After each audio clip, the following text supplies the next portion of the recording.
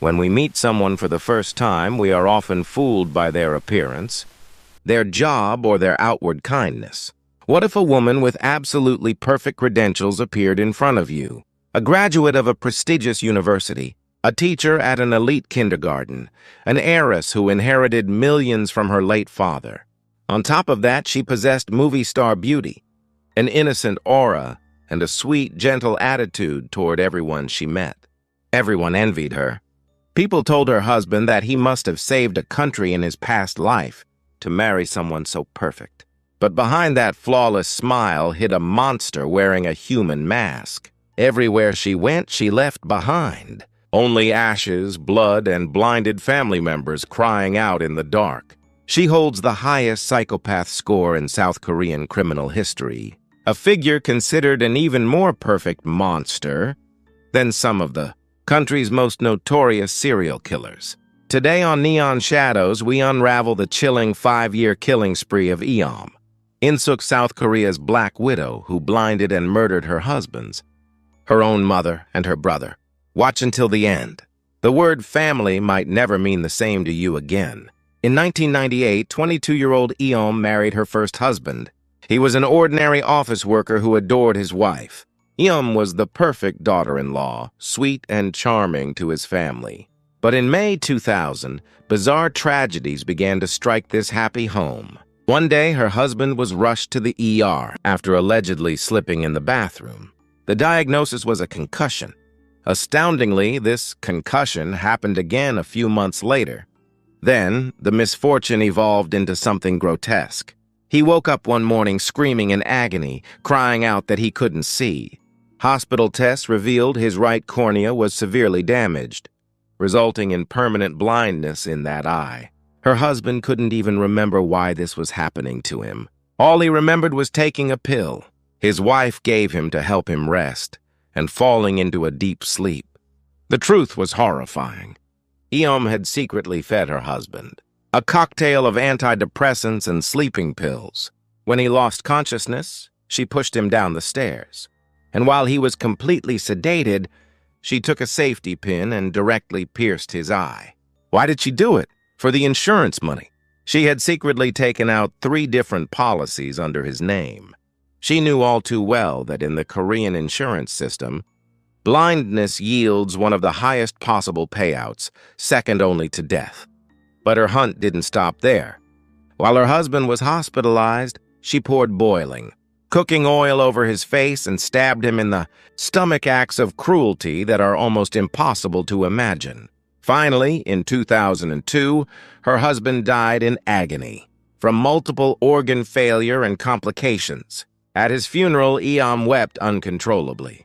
People deeply pitied the beautiful young widow who had lost her husband so early. But she turned right around and pocketed over $230,000 in life and injury insurance payouts. A normal criminal might have laid low after getting their hands on that kind of cash, but a psychopath's greed has no brakes. Just 2 months after her husband's death, she moved in with a man she met at a nightclub. He was her second target. Her methods were chillingly identical to the first.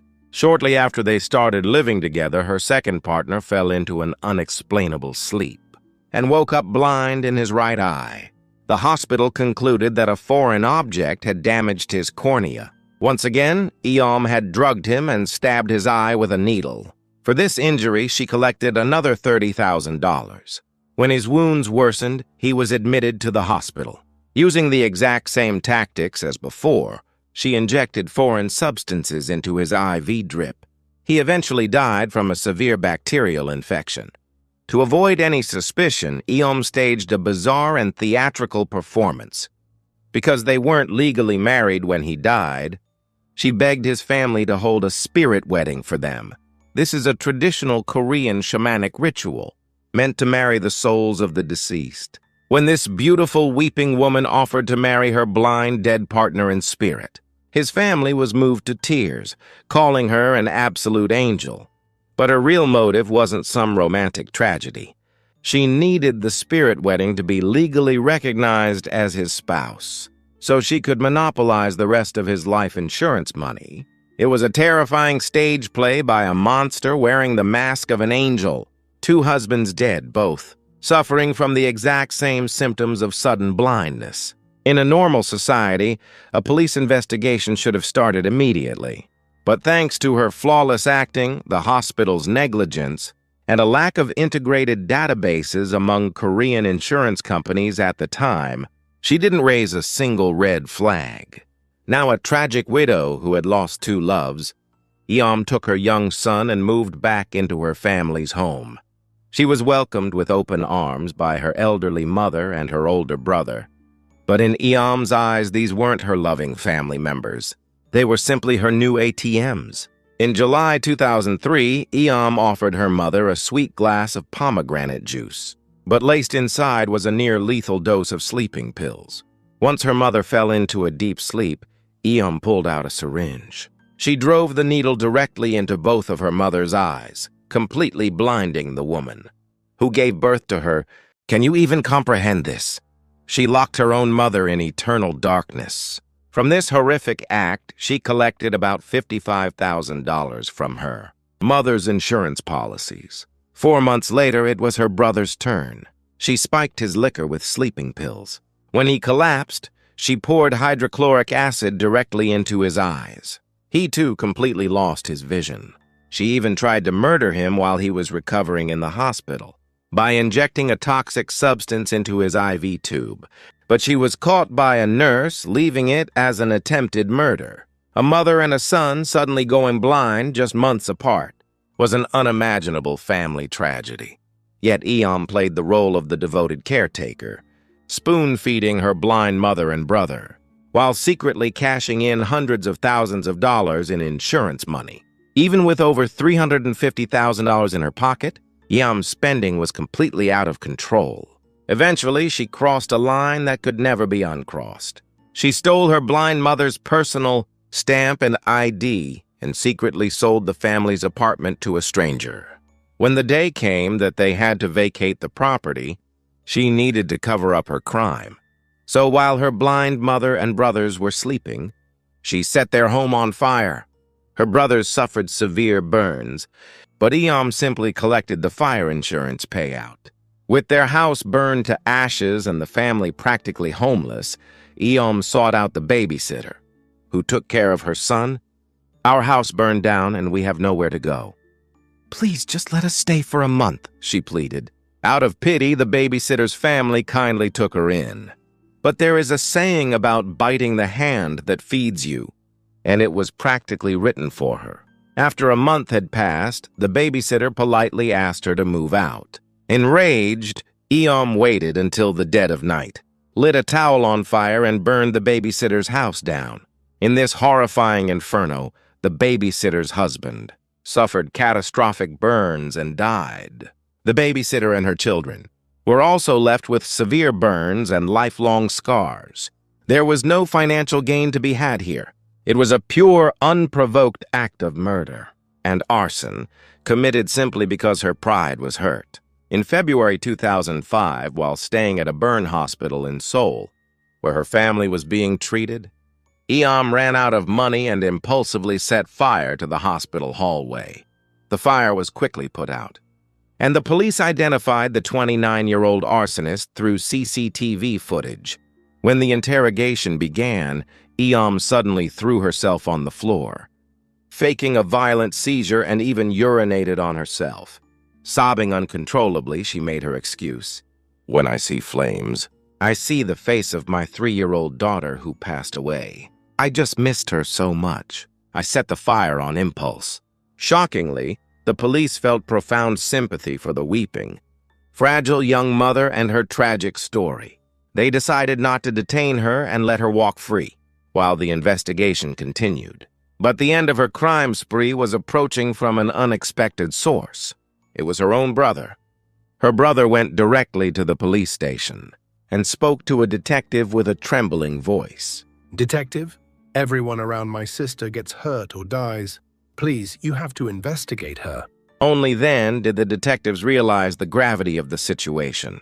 The death certificates of 2 husbands, The blindness records of her mother and brother, the string of mysterious fires. All the puzzle pieces finally connected.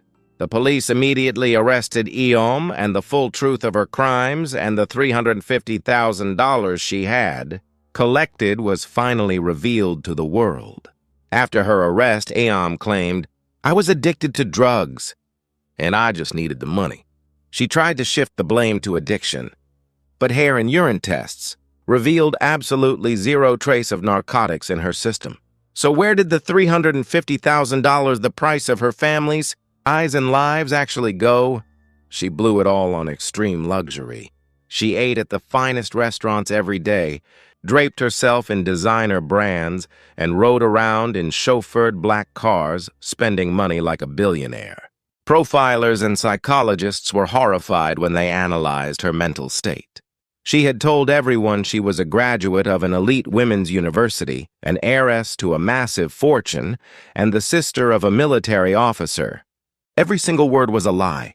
She suffered from severe Ripley syndrome, fully believing her own delusions of grandeur. But the most chilling discovery was her psychopath checklist score, known as the PCLR. Out of 40 points, a score of 25 or higher classifies someone as a highly dangerous psychopath. For context, Ted Bundy scored a 39. South Korea's most notorious serial killers scored in the high 20s and 30s. What was Eom's score? She received an unprecedented, near-perfect 40 out of 40. Experts defined her as the purest form of evil, completely devoid of empathy or the ability to feel another human's pain, whether a stranger burned to death or her own mother. Bled from severed optic nerves, the only thing that mattered to her was her next payout and her own pleasure. In 2006, the South Korean Supreme Court found Eom guilty of 24 charges, including murder, arson, and aggravated assault, sentencing her to life in prison. Throughout the trial, and even as she was locked away, she never once showed a single ounce of remorse or offered an apology to her victims. Because the crimes were so shocking, Korean media at the time hid her real name and face from the public to prevent copycat crimes, referring to her only as Ms. Eom. But as time passed and public demand for the truth grew, in the spring of 2024, 19 years after her arrest, a true crime documentary finally revealed her actual face, completely unblurred. The face on the screen wasn't a menacing, scarred villain. She had neatly combed hair, clear features, and a calm, pretty face. She looked like a perfectly normal, friendly neighbor or a gentle wife. Her surviving brother, who still relies on a cane with his ruined eyes hidden behind sunglasses, recently gave an interview. She must never be allowed back into the world. If she ever appears in front of me again, I will kill her myself. The safest place in the world should be your home. The people you trust the most should be your family. Eom In-sook betrayed that trust in the most brutal way imaginable. But what makes her perfect psychopath score so terrifying isn't the number itself. It's the realization that a perfect monster doesn't have horns. They wear the kindest smile, sit right next to you, and politely hand you a drink. What are your thoughts on this chilling case? Let us know in the comments below. Subscribing, liking, and turning on notifications is the best way to help Neon Shadows uncover more dark truths hidden in the world. Thank you so much for watching. We'll be back next week with an even more terrifying story.